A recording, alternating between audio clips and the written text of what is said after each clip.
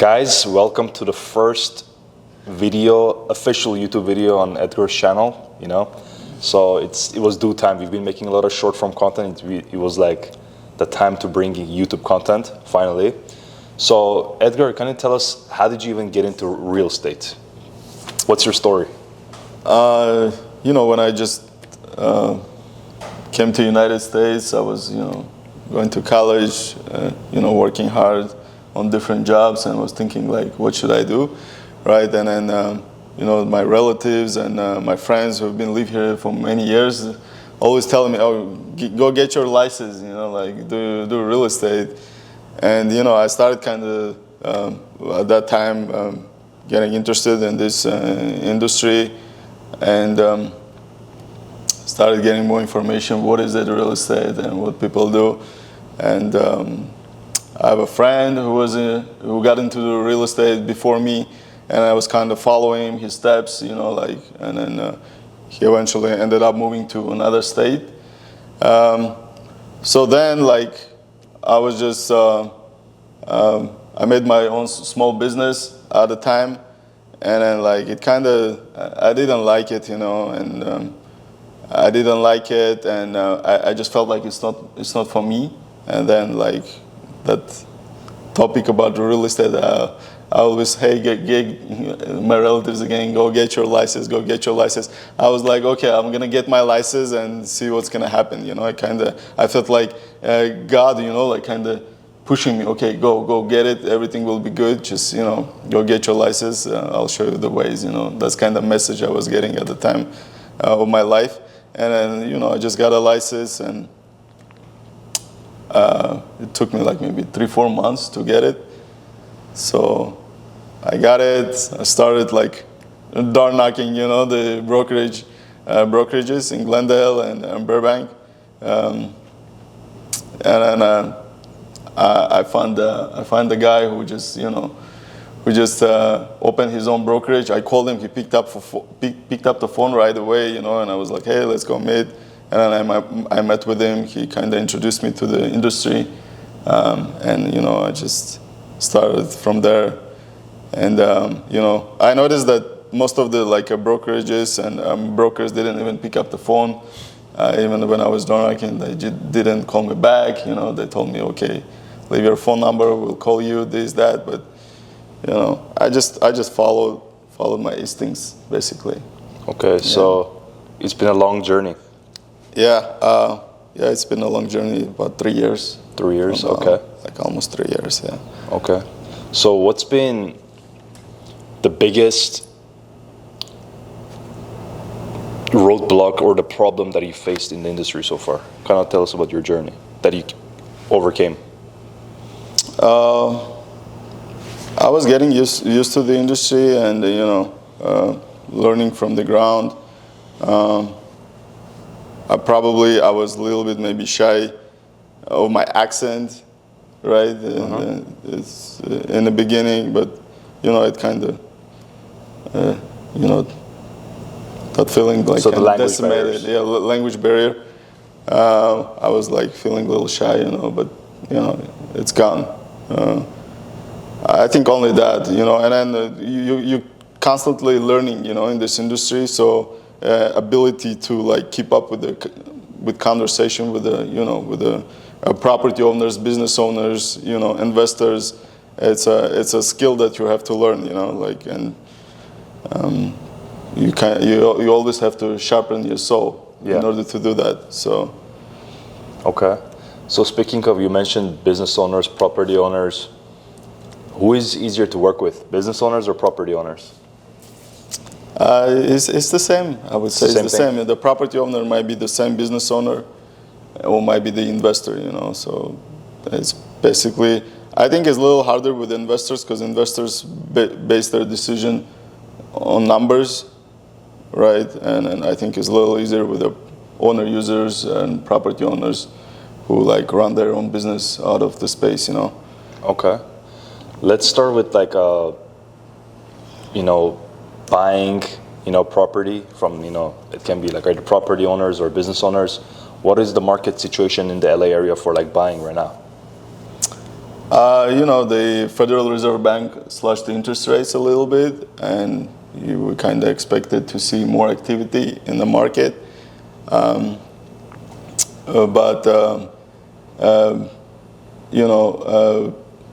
The deal is still going on in the market. It's not like actually when I started was the bad market just started getting worse. Like 2023, 2022.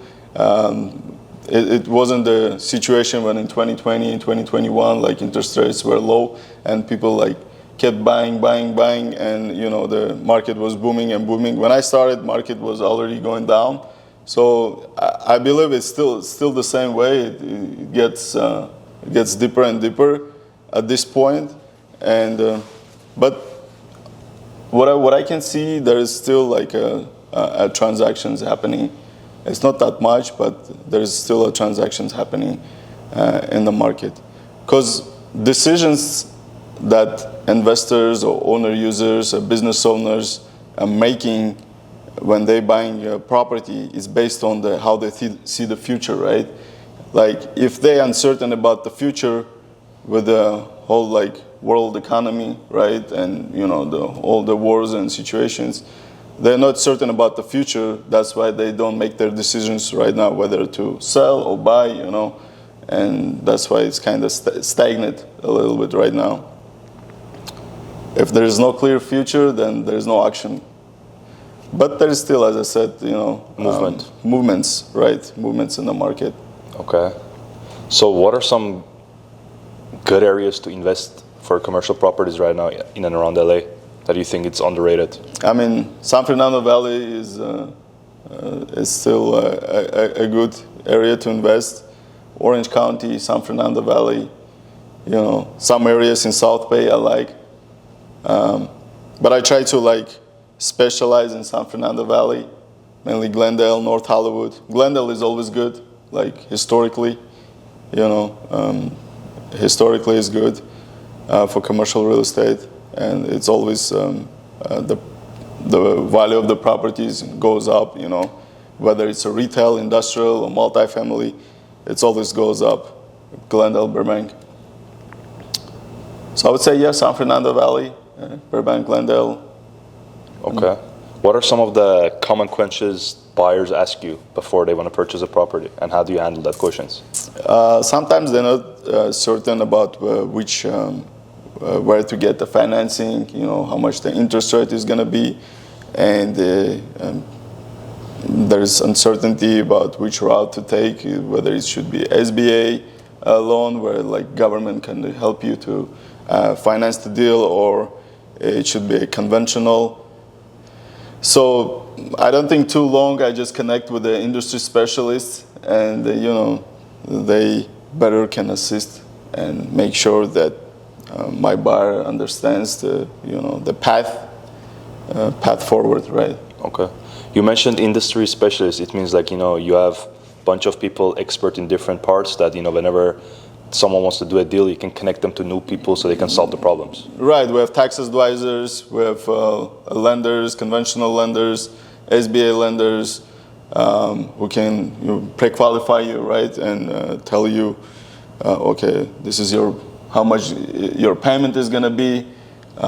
This is how much down payment you have to put up front, and little things like that. So the buyer can see, okay, this is the cost, So if someone comes to you, you already have all the connections. You can connect them to it's going to be like a smooth journey. Of course. Okay. Yes. I see. What about selling the property? What are some challenges that people want to sell their properties face? It can be many challenges, whether it's a family or partnership, whether business is doing bad, retirement, right? People want to retire, 30, 40 years in the business. Now they want to kind of wind down and see what they're going to do in life, right? It's always, the one thing I noticed, it's always hard for the business owners who has been a business owner and owner of the property for 30, 40 years, it's always hard to sell a property, hard to give it up, hard to get used to the thought that, okay, I'm not gonna come here anymore, I'm not gonna work here anymore, and they always think long, before they sell. Yeah. So, yeah, there can be many situations, or maybe someone dies, and then family decides to sell. So. Okay. What are some of the, let's just say someone wants to buy a property, let's just say the person who wants to buy the property and the person who sells the property, what are some of the most common problems or discussions that always happens in the deal that you always help them solve? I mean, it's always, when you go through your due diligence, it might be, some price reductions, right? If you buy an industrial property, there is might some environmental concerns, come up, whether it's, it's not gonna, for example, in environmental contingency, you have phase one, right? If it's not gonna pass phase one, then you're gonna go through the phase two, right? Like, who's gonna pay for the phase two? Your buyer, or maybe you have to negotiate, maybe seller will pay for it. So there's different concerns, different obstacles that might, appear on your way to close the deal. So there's a lot of things. Mainly when you in the due diligence process, that is the time when some concerns and questions and negotiations back and forth. You have to deal with that, and it's a lot of pressure, right? And it's a lot of pressure. You always want to deliver, and having ability to handle the pressure, I think it's very important in this business. If you're a broker, and especially if you have several deals going on, it's getting crazy. I see. Okay. So for the clients that you've had so far, what are their niches? What industries are they usually, percentage-wise? I would say I have a lot of clients, but I have several good ones. I was able to build a good relationship with them, and one of them is an equipment rental business, construction equipment. It's a big industry, very profitable. It kind of connects with the whole economy, right? If economy is doing good, then the construction goes up, right? Banks lends money, and then construction goes up, and then equipment business is doing good too, right? Yeah. If economy is kind of slowing down, then vice versa, right? Banks lend less money, the construction is stagnant, and then equipment is doing bad too. I would say equipment business, marble business, retail. I do a lot of retail right now, but I try to put my focus on industrial, mainly industrial. So I would say right now I have a client who is in gold, and precious metal business, which we're doing great. We're expanding in California, and nice. I help them. What are some of the recent deals that you've done? I see you posting content about it. So. Yeah, as I said, I have a client who's expanding in California, and I put my attention, a lot of attention right now goes to that, and a lot of attention goes to that, and I help them. There's a lot of deals going on. It's a leases, but it's a big volume, so it's a big long-term leases. So we're doing great, and I think we're gonna hit the goal. Also, another industry that I wanted to mention, it's a growing industry. It's called 3PL, third-party logistics. Mm-hmm. What is it about? It's about someone who is in between a supplier and a client, who can hold your product and in their warehouse and deliver to the end buyer. Yeah, storage and delivery. Right, storage and delivery. Storage, logistics, delivery, right? I don't know all the details, right? But it's a very big industry, and it's growing. from what I see in the market, those are the type of businesses who currently like can pay a big rents or big mortgages, on their properties. Yeah, so they're basically buying or renting the warehouses and they're storing and delivering products. Correct. Okay, so that's on the rise, and that's like there's a demand that's for on that. the rise. That's on the rise. I see a lot of my friends, and clients in that business. I think it's great. Okay, what's been your favorite deal over this past couple of years that it was really, really hard, but when you guys did it, it was like really nice? To be honest, it actually was a deal where I represent my client. We're trying to purchase a big property in the city of Commerce. And that deal fell through. Like, it didn't happen. It took so much time, but I learned from it a lot. And I met a lot of people. I showed how it can work, and I showed that I can overcome pressure, obstacles. I can deliver, and it didn't happen because of it wasn't our fault, but it took me so long, and my client during that time, my client saw me, who I am, how hard I can work, and I think that's the main important thing. I developed a relationship with a lot of brokers from a big national brokerages, and I developed a relationship with the city representatives. I didn't transact, but it doesn't matter, If it didn't meant to be happen, it's okay, I'm happy. That's kind of that deal taught me a lot. Gave me a lot of confidence, and even if it didn't happen, okay, I thought to myself, it's gonna happen. Next step. Yeah. Okay. So you're saying it was a very hard deal. You did everything, and the pressure built diamonds.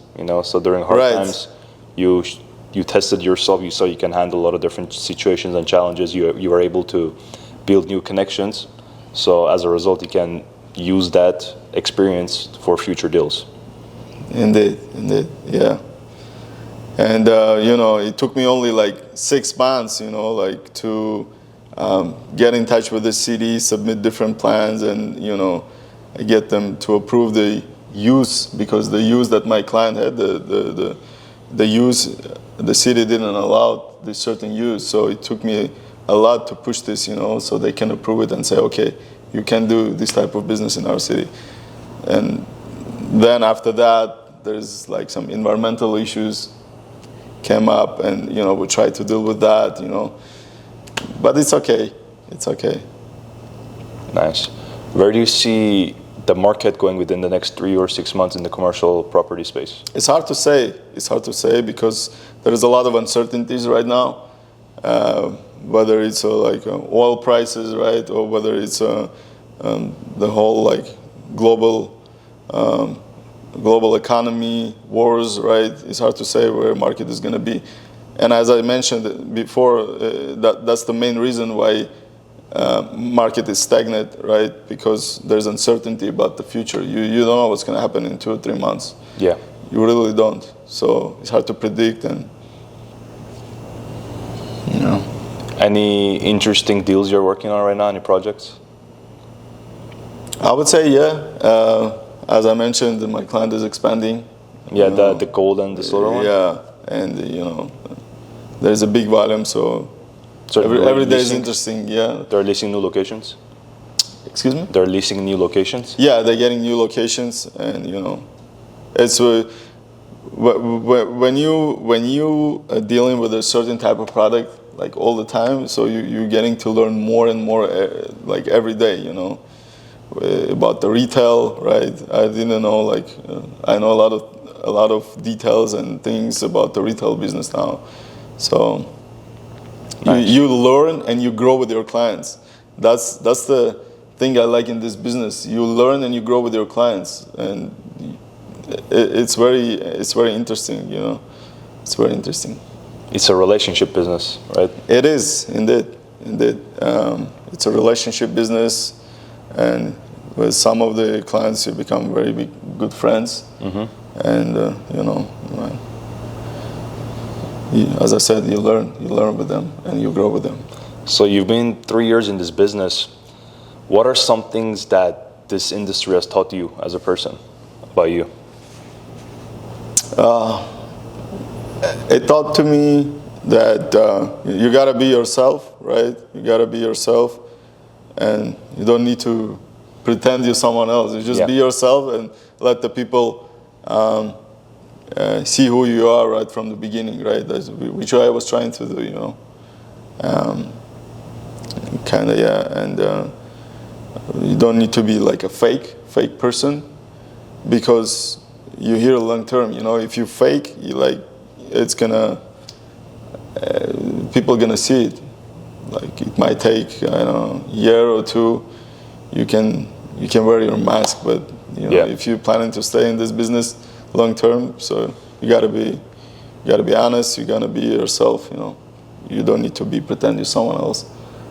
No, that's really true. Like no matter what you're doing, if you're not being your true self, it's like you're building a connection with someone fake. Mm-hmm. It might work like one time, okay? You lied, you pretend, but it might go through like one time. But if you're gonna keep doing it consistently, then it's gonna the bad thing's gonna fall on you eventually. And everyone's gonna know about you, right? In the industry, no one's gonna want to deal with you, right? Yeah, people gotta be moving with genuine intentions. True. Yeah, true. People not gonna trust you, and as you said, it's about trust, right? Any business is about trust. Mm-hmm. What are some of the goals that you have with this industry that you're in? I'm trying to put up my name. People already recognize my name, and a lot of brokers know me already. Trying to produce more and show that I'm the guy. I'm the guy who can take care of you, and I'm the guy who can pick up the phone on Saturday, Sunday, anytime, and I'm for it. I literally can work 24 hours if needed. Even now, I don't have weekends. I work on weekends, Sunday, Saturday. If needed, I'll go out. I'll do showings. I'll really do my best. If I take the listing, I'll do my best. It's not going to be like someone calls me, I didn't pick up the phone because I was on vacation, or I don't know, I was doing something else. I'll take care of it. Yeah, I've met a lot of realtors, and they always say you gotta always pick up the phone, different times, difficult times. Gotta show houses in different, properties, different times. It's challenging, so it's good. You're always in the game. Yes. So, for someone who doesn't understand commercial real estate, right? What do you do day to day? So, as I mentioned, you're always learning in commercial real estate. There is levels, and I can't compare myself to the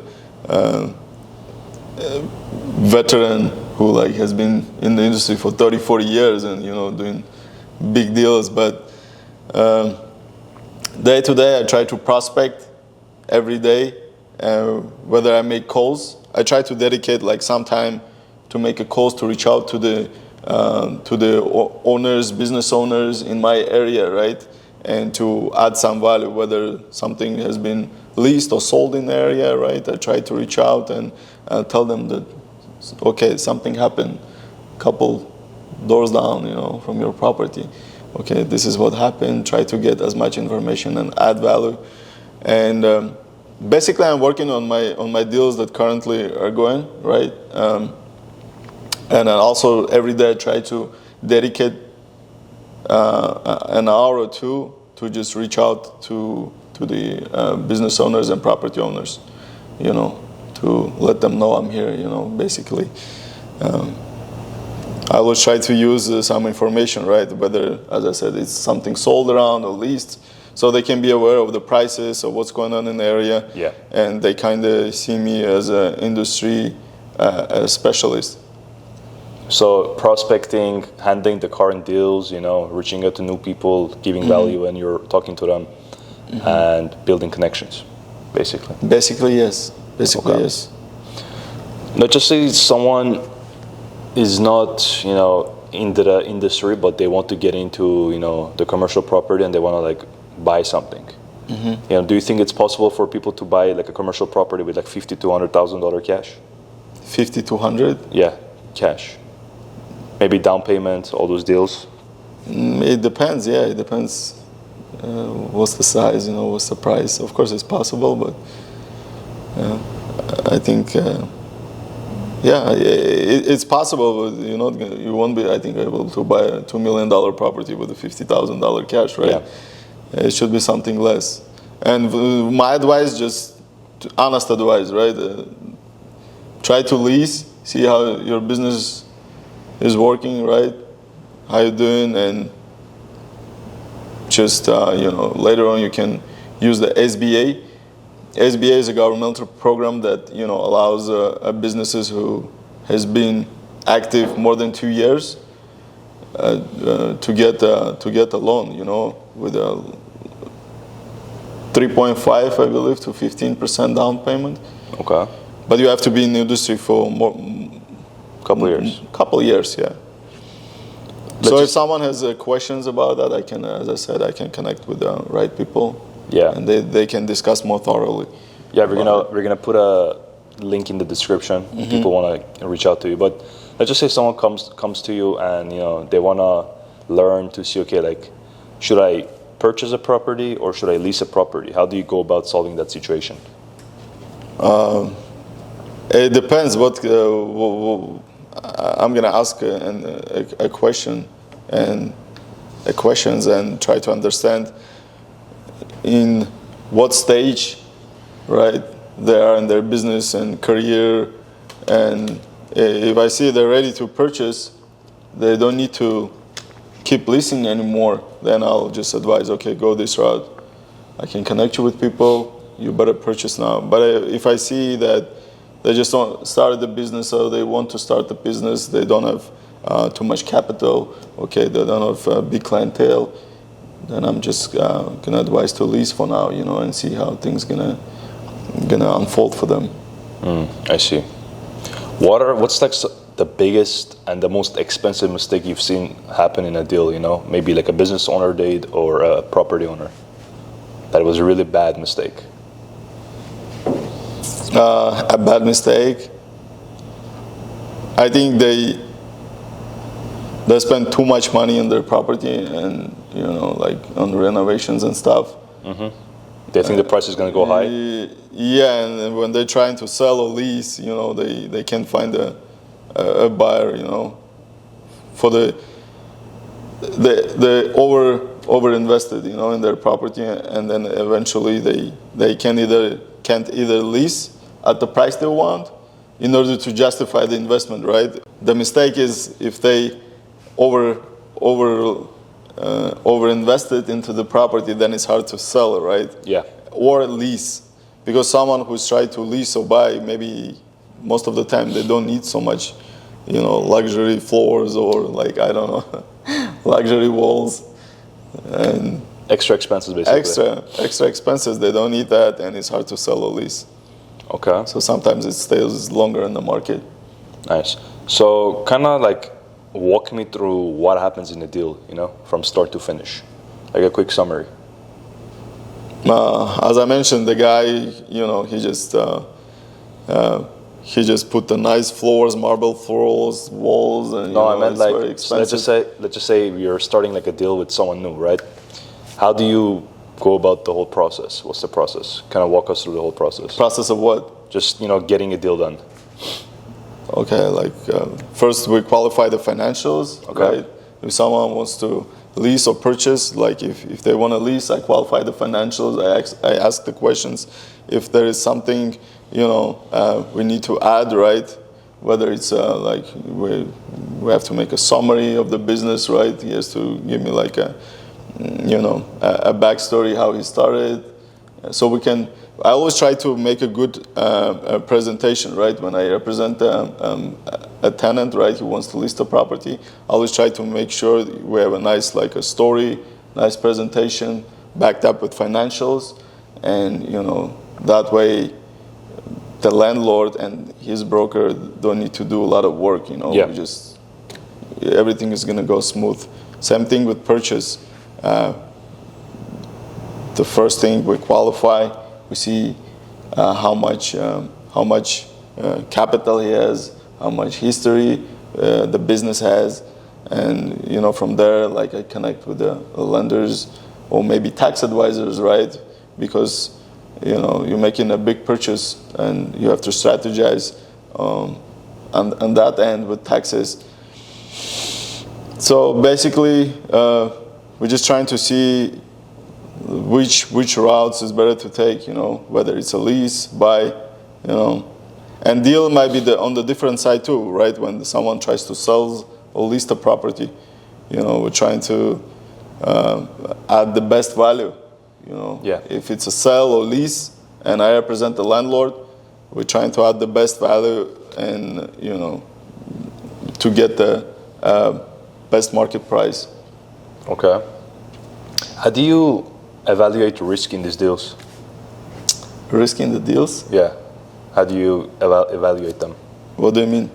Like, let's just say someone wants to get a deal done, and you wanna make sure that it's not like a big risk, or it's not like potential, you know, dangerous, you know, for whoever's in the deal involved. How do you go about evaluating the deal? I mean, the risks. Is there something you always look for? I don't think there's much risk. You know, if, for example, you want to sell your property, what is the risk? You know, like the only risk I see if you can stay on the market for a long time. You know. What about buying? On the buy side, yes, that might be environmental concerns, right? The soil might be dirty, you know, and maybe some of the people might say, okay, it's cool, you know, if there is a contamination, but you know, it's not something dangerous. Yeah. But some people might say it's okay for me, but some people are very conservative and they can say, okay, it's not going to work for me. I'm worried about my employees, my family, who's going to work here, and it's not going to work for me, you know. And that's a risk, right? I think getting a very expensive loan is very risky, you know, that's why you always try to shop and have different options for lending, and also if it might happen if you're in escrow, like you have a lender, right? It's better to have a backup lender who can, if something falls through with the first one, yeah, they can back you up, right? Okay. What's like it's a little bit like outside of the deals, but like what's the pressure that, you know, you feel and you go through as an advisor during these deals that not a lot of people don't see, they don't understand from the outside? Can you repeat the question? So let's just what's some of the difficult things that you go through, pressure that like a lot of people don't see from the outside, but you as an advisor, you always go through? The pressure, I would say, like, I always try to deliver the best results, and I just only feel the pressure from my clients, you know, like, because I always try to like do my best, you know. Yeah. Like all the time, you know, whether it's a price, I try to get the best price and negotiate as much as possible. Sometimes I feel like your clients don't understand that it's not up to me, you know, like we can't buy. There is a good comparison. You can go like to like a supercar dealership and offer, like, I don't know, $50,000 for $500,000 Ferrari or like a Lamborghini or whatever, yeah, right? You can't do it. Same thing here. Sometimes they ask me to like put the offer for this particular property that costs, like, I don't know, let's say $100,000, and they ask me to put the offer like for $30,000, and sometimes I do that, but I shouldn't. And I advise them not to ask me to do it, but at the same time, I'm thinking if I not do it, they're gonna think like I'm, you know, I'm not. I don't want to good for them, you know what I mean? So it's balancing out, you know, what's the best move, and also make sure your client is satisfied. Yes, I always try to balance, and you know, but sometimes it's not happening. You know, I do what they say, and then eventually, like, deal fell through because of this move, and then sometimes I think to myself, okay, I should have do more like educating, before we made this move. And I blame myself that I didn't educate my client that we shouldn't like make this move at this, for example, at this price, because it's not going to work. Yeah. So you think like educating your clients is one of the most important things? I believe so. Yeah. Sometimes, don't get me wrong. Sometimes, and I would say most of the time in commercial real estate, your clients are very knowledgeable. They're like some of them are like sharks. They know more than some of the brokers in the industry. Yeah. Literally, like you can have conversations and you learn from them too. Imagine they've been in the business 40 years, more than I live, right? Yeah. And they buying, selling properties. You're always learning from them. But they want to see though that you like dedicated, you're gonna do your best, Yes. That's what they want to see. I see. So there's always opportunities to learn with any client, with any deal. You always constantly you're learning every day, and there is no same deals. Every deal is different. And you're learning from your mistakes, from the obstacles, from everything, from clients, from conversations, from failures, and from victories. Okay. What has real estate taught you about business in general? It's a very good question, because what I like in this business is you're learning about many businesses, right? In order to deliver, you have to know what's your client's priorities, right? In his business. Yeah. Right? Any business, you name it. You have to know the pros and cons of this certain move that he's trying to make, right? In order to deliver the best. And more do you stay with your clients, more you learn from about their business. And you're constantly learning about their business, and so that every next move you deliver better. You know what I mean? So I learned about several industries a lot already, whether it's retail, I learned about equipment rental a lot, I learned about marble business a lot, warehousing, wholesale, electrical supplies, pipe supplies, things like that, where they should be located, how big, what's the ceiling height should be, how much power they require, a lot of things. Because when you deal with your clients, you see their vision, right? And once you see that, it's much easier for you to understand their business and to deliver the best results and always be victorious for you and for your clients. Yeah, it's whenever you're in this type of industries that you need to work with other industries, it's not just your industry. You're able to see gaps in the markets, learn about different industries. So I'm sure you learn about maybe like some of the things you can do in the future, businesses you can get into because of what you're doing. That's true. You're learning a lot. If you're thriving, you keep prospecting, you keep staying in touch with your people. You're learning a lot, And at some point, some of their problems in the business become your problems, and you resolve them. You're getting upgraded, and become very sharp, What are some mistakes that you learned from, let's just say other brokers or people that you work with, that you learned, okay, I shouldn't do this? Oh, like I learned and I say I shouldn't do it. Yeah. I shouldn't. I never did, but I saw like some of the brokers were trying to, be tricky, lie, Yeah. And I saw how it ended up being for them, that eventually something happened. You're trying to do things quick, trying to lie a little bit here, a little bit there, in order to kind of smooth it out and then move forward. Yep. But at the end, something bad is happening always. Mm-hmm. So always be nice, and always be like genuine, right? Genuine. Yeah, that being genuine, being real is gonna take you far. In life, in business, in family too, everywhere. Yeah, it's kind of key. There's a saying: when you shake the glass a lot, eventually it's gonna catch you. It's gonna cut you. Yeah, and you're gonna have a blood. So same thing here. Yeah. Yeah, if people start doing shady stuff, it's gonna eventually catch up. for sure. What's that? I don't know if you want to share that story with. Was it the casino one? Casino? Yeah. I don't want to share the casino, bro. People are gonna think if they hire me, like it's gonna be casino, But the guy, because when he called me, I came. Because some of the brokers might have said, okay, we already signed, I don't know you anything, but I came. Yeah. And, I went to the building.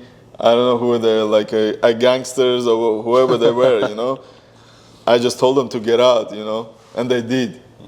So some of the brokers might say, okay, call the police, do this, do that, I'm not going to come. Yeah. But once my client called me, I just came there and I resolved the issue. So, okay. and I ended up finding a very good client for him. So you're from Russia. What's the biggest difference with the commercial real estate in America and Russia? To be honest, I don't even know the market there in commercial. What have you heard?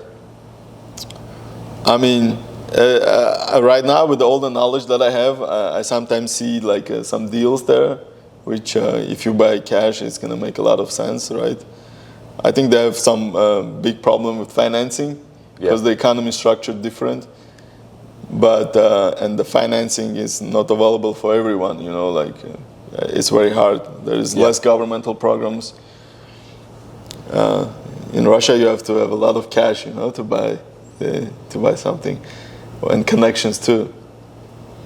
But in terms of the numbers, it makes sense. If you invest there, and you have good connections, you're not worried that someone's gonna take your property tomorrow. Then Yeah. What are some of the best locations outside of America to invest in commercial property right now? Outside of America? It's a good question, which I don't know the answer for. The only countries I know, I believe it's I think in Armenia, because the population is growing, economy is booming. I think investing in commercial real estate is great. I think if you invest in Russia, somewhere like around Moscow, St. Petersburg, buying a shopping center or or like a retail property, nice retail property, you can collect a lot of rent, and maybe you can lease it to the governmental stores and grocery stores, because they have a monopoly. Maybe you can lease to them directly and make a good profit. If you have a lot of cash, you can do it there. What about North Korea? North Korea? You should call Kim Jong-un and ask him about it. Okay, that's it, brother. So what's any closing words you have for this first episode? It's an honor to be here. It's my first time. To me, it's a history. And first long video. First long video, right? And I appreciate you so much, John, and for inviting me, for always pushing me, because I think I'm a little bit old school, and for me, I'm doing a big job, it's a big movement for me.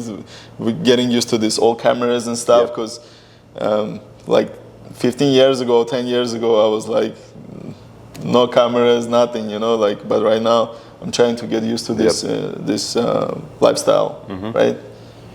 We post a lot of content on Instagram. It's time to bring a long video for his YouTube channel, so people can watch a long form video, because with clips you can only see so much. I agree with you. So, and that way,